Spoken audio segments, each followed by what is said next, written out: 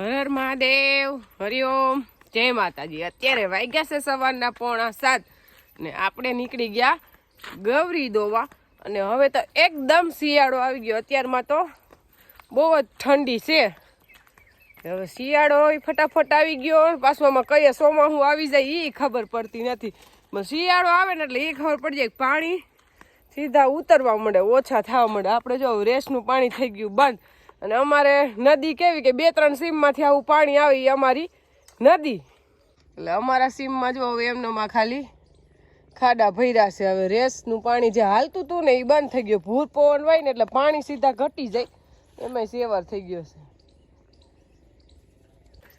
ઘઉં પકવવું હોય ને તો બધી સીમમાં ન પાકે, જ્યાં સારું પાણી હોય ને ત્યાં પાકે, નકર પાણી ઘટે। ચણા પાકી જાય એમાં વાંધો ન આવે, પણ ઘઉંમાં પાણી ઘટે, કારણ કે મારા ગામમાં મેન કોઈ એવી મોટી નદી જ નથી। અહીંયા ખોટ અમારી નદીનું નામ, એટલે એમાં પાણી રહેતું જ નથી। આવો તરાવડા હોય આજુબાજુમાં, એમાં જે પાણી હોય એ જ। અને આપણી વાડી આપણે હાલીને આવીને નિરાતે હાલ્યા આવીને તોય 5 થી 7 મિનિટનો જ રસ્તો। એક ખેતર ગયું અને આ બીજું ખેતર આપણું આવી ગયું।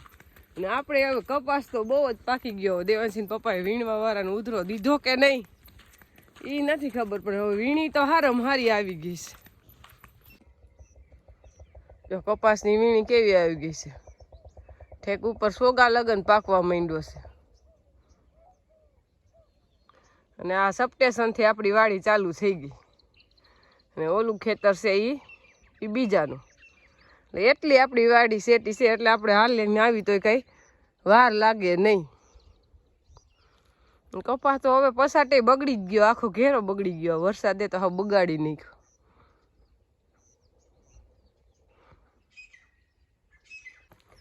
આપણે વાડી આવીને ત્યાં તો આપને સીધો આવકારો મળે। ગાયું સીધી મને દેખીને રગવા માંડી બધી, અને બેઠી હોય તો ઊભી થઈ જાય ને હવે ઠાર પડે છે। હવે કાલથી આપણે ગાયું બાઈને બાંધવી નથી, ગાયુંને ટાઈટ લાગે, ભેહુંને ન લાગે।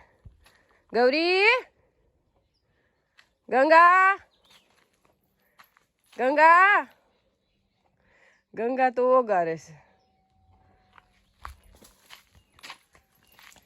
ગોમતી, ગોમતી, ગૌરી બોલી। અત્યારમાં આપણે ગાયુંનું કામ કરી લઈને તો 1 કલાક વહી જાય, વાહિંદુ કરીને નીણ વાઢીને નાખીને, તો આપણી એમાં કલાક વહી ગઈ ને હવે ઘરે જવાનું છે। પણ આપણે જવું છે મરચાં લેવા, પછી ઘરે જવું છે। જો વાઢીને ખડી આપણે નાખી દીધું, વાહિંદુ કરી નાખ્યું। હવે ગાયુંને 9-10 વાગ્યા લગન ઉપાદી નહીં। જો આપણે વિડીયો ઉતારવો હોય ત્યારે આપણે આ આરતી જ ઉતારી દઈએ ને એ જ ભેગી આવે। અને એને પાછી અવડી છે, પણ કેવી રીતના વિડીયો ઉતારવો ને એ ખબર હોય। આપણે જે વસ્તુ બોલીને એ બાજુ સીધો કેમેરો, એ બાજુ સીધો મોબાઈલ ફેરવી જ દે। કપાસની વાત કરીએ એટલે કપાસમાં જ આવી જાય, મરચીની વાત કરીએ એટલે મરચીમાં જ આવી જાય, એને કેવું ન પડે। હવે આપણે આવી ગયા મરચીમાં, ને આપણે તીખા મરચાંની મીઠી ચટણી બનાવી છે। એટલે આપણે મરચાં હારા હારા લાલ લાલ, જે ડાગાવાળા ન હોય ને એ લઈ લઈ। એટલે ચટણી બનાવવાનો વારો તો બપોર પછી આવશે। હજી ઘરે જઈને આપણે કોઠીંબા ઉકવવાના બાકી છે કાસરી બનાવવા માટે। પણ પછી બપોર પછી પાછું અહીંયા વાડીએ તો એને પપ્પા આવશે ત્યારે આવશું ગા દોવા, ત્યાં લગન આવવાનું નહીં થાય। એટલે અત્યારમાં જ લેતા જ જાય મરચાં।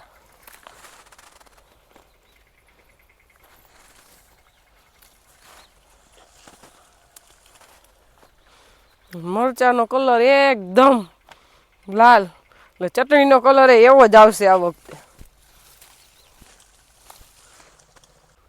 જે આપણે મરચાં ઉતારી લીધા ને મરચાં બધા આપણે હારા હારા જ ગોઈતા છે, જે ડાગાવાળા નથી લીધા। અને આ મરચાંમાં હવે ડાગ ન આવે। આપણે વાડીએથી આવી સીધા આવી ગયા, આપણે કોઠીંબા જે મીઠાવાળા કરીને કટી કરીને રાખ્યા હતા એ અત્યારમાં આપણે હવારમાં પહેલા એ જ કામ કરવાનું હોય। પછી કામ તો આપણે ઘરમાં તો આખો દિવસ થયા રાખે, આ જ કામ છે। આપણે બીજું કામે શું છે? બા તો હું આવી ત્યાં તો એક ટોપ હૂકવી નાખ્યો તો, હવે હાહુ વહુથી હૂકવાઈ ગઈ બધી એટલીક જ રહીશ। હામટા હાથ રડી હમણાં હું ને બા બે હોય એટલે અમે એકેય કામ મૂકી જ નહીં, ફટાફટ ગમે એ કામ હોય પૂરું થઈ જ જાય. એટલે બા ને હું જો આપણે પેલા આપણે આની પ્રેક્ટિસ ન હોય, ધીમે ધીમે પ્રેક્ટિસ થાય. પેલા આમાંથી ટબમાંથી એક લઈને આમામ કરીને હુકવતા હતા અને હવે આપણે સિસ્ટમ ફેરવી નાખી છે. આવી રીતના મૂઠો ભરીને અહીંયા રાખી દઈ. જો એ કઈ કેટલી હુકવાઈ જાય એટલે આમાં શીખવા મળે એમ ધીમે ધીમે. પરબારું કોઈને આવડતું નહીં, આપણે તો જો કે આનો કઈ અનુભવ જ નહોતો. અને આપણે કોઠીબાની કાસરી ઘણાની કોમેન્ટ આવી, પ્રશ્ન ઘણા એ ઉઠાવ્યા કે તમે પાકેલા કોઠીબાની કેમ કાસરી બનાવો. પાકેલા કોઠીબાની કાસરી એકદમ પોલી થાય કે જેને દાંત ન હોય ને એ ખાઈ શકે અને કડવી તો જરાય ન થાય. અને મીઠું આમાં હાવ ઓછા પ્રમાણમાં નાખવું પડે. આપણે તળી જ આ કાસરી બની ગઈ તૈયાર, હજી એના પેકિંગ કરવાના જ છે. એટલે આનું હે ને બહુ સારી બને. થોડીક નુકસાની અમને જાય, કાસાની બનાવીને તો એનો વજન વધુ થાય, આનો વજન ઓછો થાય, પણ આપણે ક્વોલિટી સારી બને એમ. એટલે આપણે વસ્તુ સારી દેવી છે, હાવ કમાવાનું જ ન હોય. જે સારું બને એ બને. બાકી આમાં થોડા બી નીકળી જાય ને એટલે વજન ઓછો થાય, એમાં વજન જાજો થાય. એટલે કાચા કોઠીબાની કાસરી આવતી હોય થોડીક આપણા કરતા સસ્તી આવતી હોય, એટલે જ આપણે પૂરતો આપણે જેમ પોહાય એ પ્રમાણે ભાવ રાખ્યો છે. આમાં મહેનત એવડી છે.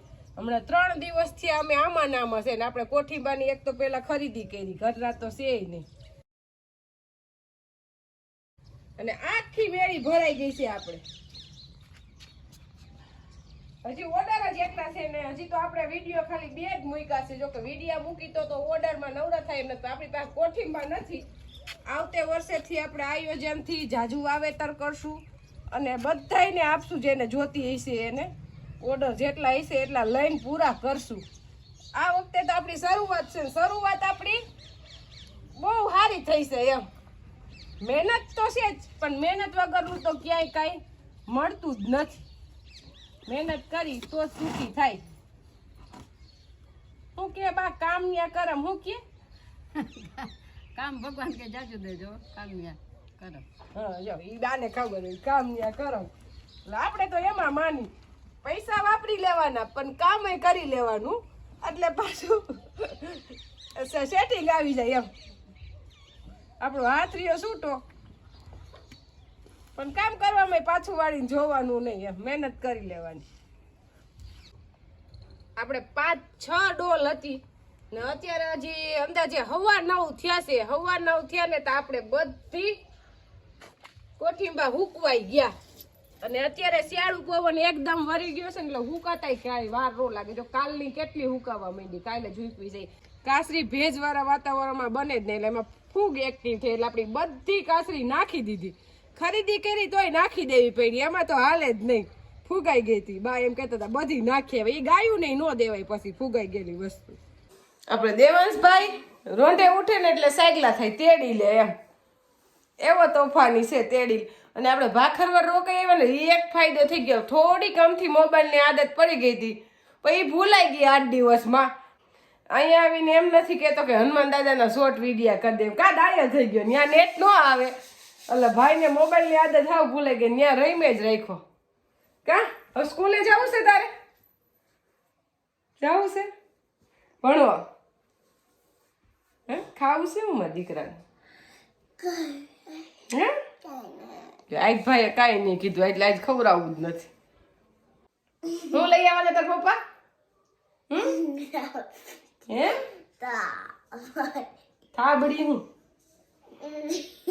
અને એના પપ્પા રે મેઘવા છે દેવકી ગાલોર થી થાબડી પેંડ. એટલે ભાઈ આમ મોઢું રાખીને જ બેઠા છે, ક્યારે આવશે ક્યારે હું ખાઈ લઉં એમ. કા પણ રાજુલા થાય બહુ છેટું એટલે રસ્તામાં જ થાકી જાય જવા આવવામાં જ. અને જવું પડે એમાં તો હાલે નહીં, શોખ ના ન જાય પણ ફરજિયાત તો જવું જ પડે. આપણે બનાવવાની છે મરચાની ચટણી. એટલે મરચા લઈ લીધા, હવે એનું કટિંગ કરી લઈને બી કાઢી લે એટલે તીખી બહુ ન બને એમ. હવે આપણે આવી ગયા રસોડામાં ચટણી બનાવવા. એટલે આપણે મરચાનું કટિંગ કરીને બી કાઢીને મિક્સરમાં ક્રશ કરી લીધા અને હવે લઈ લીધી ખાંડ ને મીઠું. હવે ગેસ ઉપર આપણે મરચાની ચટણી મૂકી દીધી બનાવવા માટે. આપણી મરચાની ચટણી બનીને થઈ ગઈ તૈયાર. હવે ઠરશે પછી ભરી લેવું. અને આમાં જરીએ આપણે ગેસ ઉપર પાણી નો રહે ને ત્યાં લગન ગેસ ઉપર રાખવાનું. એટલે આપણે ચટણીમાં જો જરીએ પાણી નથી ને ખાંડ આમાં આપણે નાખી હોય અને મરચાં બધું પાણી થાય.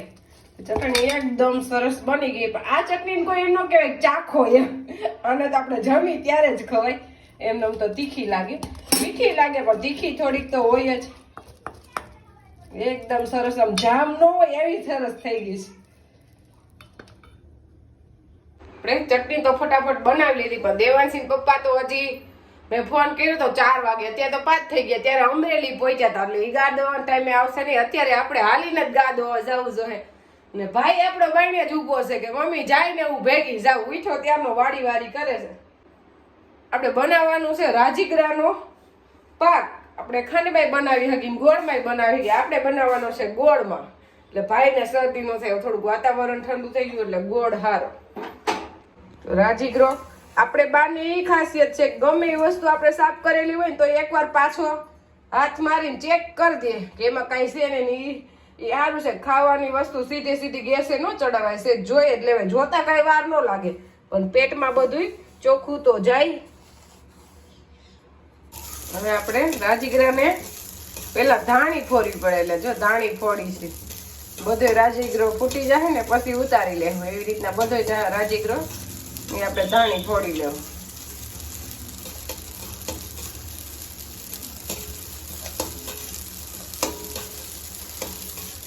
ફૂટે એટલે એકદમ સફેદ સફેદ થઈ જાય.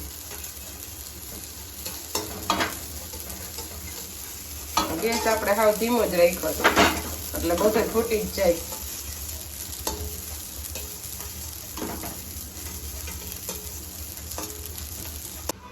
આપણે લઈ લીધો ગોળ પાઈ લેવા માટે. ટેપલી બનાવી છે આપણે. રાજગરો બધો આપણો ફૂટીને થઈ ગયો તૈયાર. ને અહીંયા આપણે થાળીમાં લઈ લીધું ઘી. ઘી લગાવી લેવું એટલે ટેપલી સરસ ઉખડી જાય. તો આપણે ગોળની પાઈ આવી ગઈ ને હવે રાજગરો એમાં મિક્સ કરી દઈએ. ગેસ બંધ કરી દઈએ.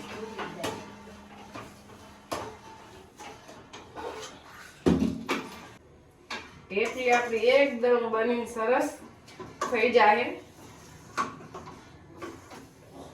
આપણે કીધું હળદિયાનો તો હજી ટાઈમ મળશે ત્યારે બનાવશું, પણ રાજગરો કે દિવસનો પડ્યો તો યાદ આવી ગયો આજે.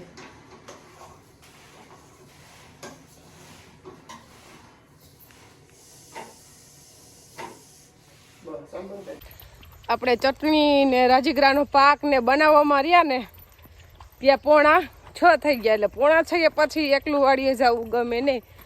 પાછા વળી ત્યાં અંધારું થવા માંડે. એને પપ્પા હોય તો કઈ પ્રશ્ન ન હોય, ગાડી લઈને પરબાર. પછી આપણે ખુશીને લીધી ભેગી હથવારે, ખુશી હાલ હથવાર કરો. એટલે કાકી ભત્રીજી પાછા હાઈલા આવશું નિરાતે. છેતી નથી પણ તોય અંધારું થઈ જાય પછી એકલું આવવું ગમે નહીં. દેવાંશી પપ્પા તો હજી આવશે તો 8:30 9 વાગી જાય.